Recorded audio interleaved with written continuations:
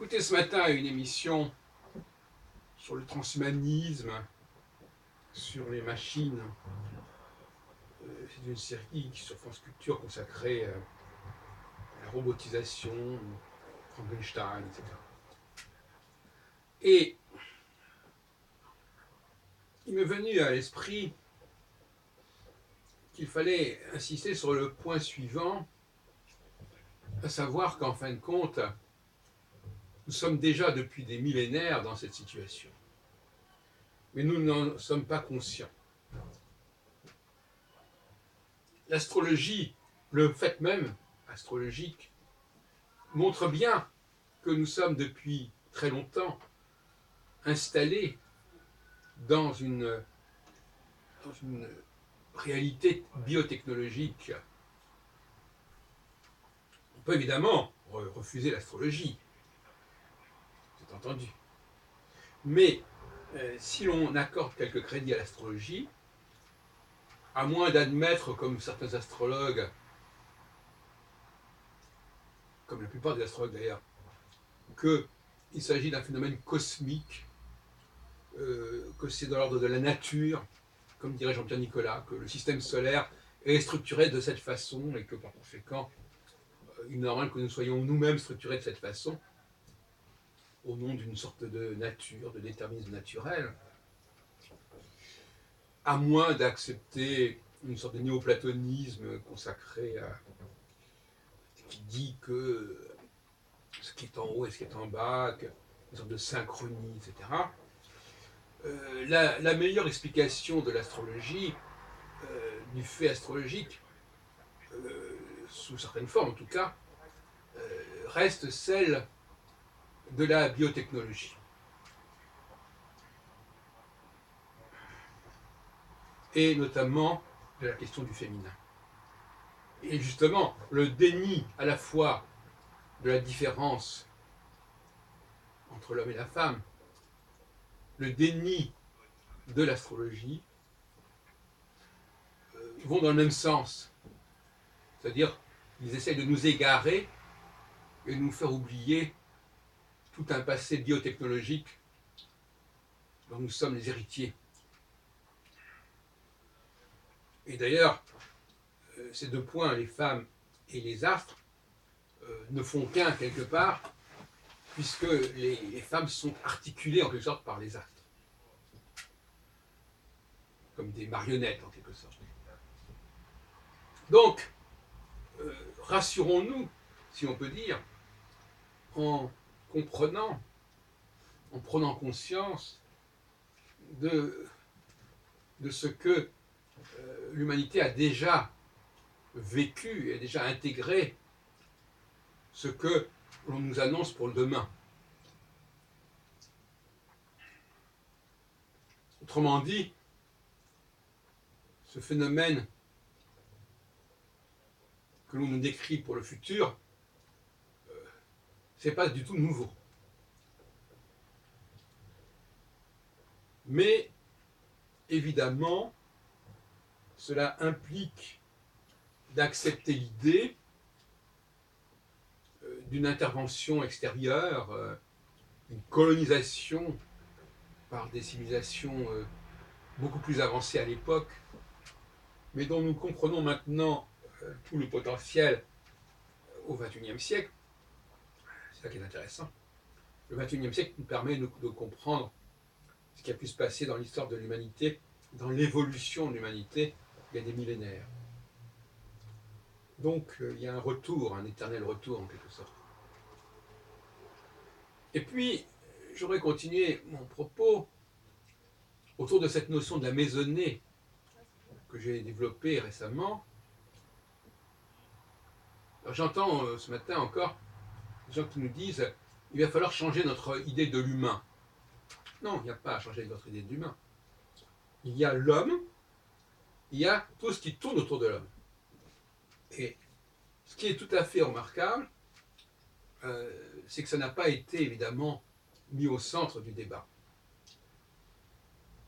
Parce que, précisément, on ne veut pas penser la question de la femme, et ne pensant pas la question de la femme, pourtant, qui apparaît clairement dans la dualité que l'on peut trouver dans les 10 commandements, où on dit tu ne convoiteras pas la femme de ton prochain, ni tout ce qui est dans sa maison, dans sa maisonnée. En fin de compte, il y a d'un côté l'homme, pour moi, et autour il y a la maisonnée. Et la maisonnée, ça inclut les femmes, ça inclut les robots, ça inclut toutes sortes de processus d'appareillage et de prothèses. Donc on a déjà,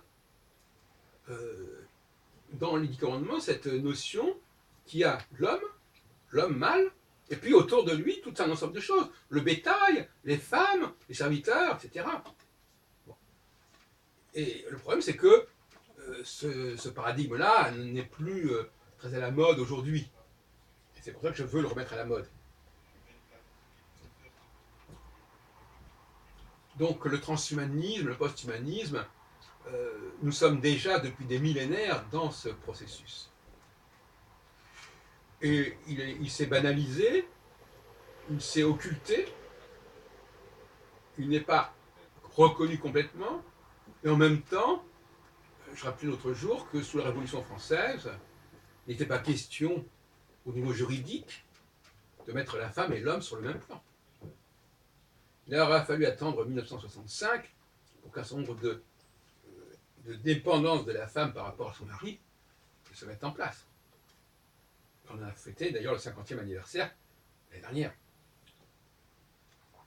Donc le droit lui-même a entériné pendant très longtemps cette dualité entre la femme et l'homme, entre la maisonnée en général et l'homme, avec le fait que ça ne dépendait pas des mêmes lois, des mêmes droits, et ça pourrait évidemment aller très loin dans ce sens-là.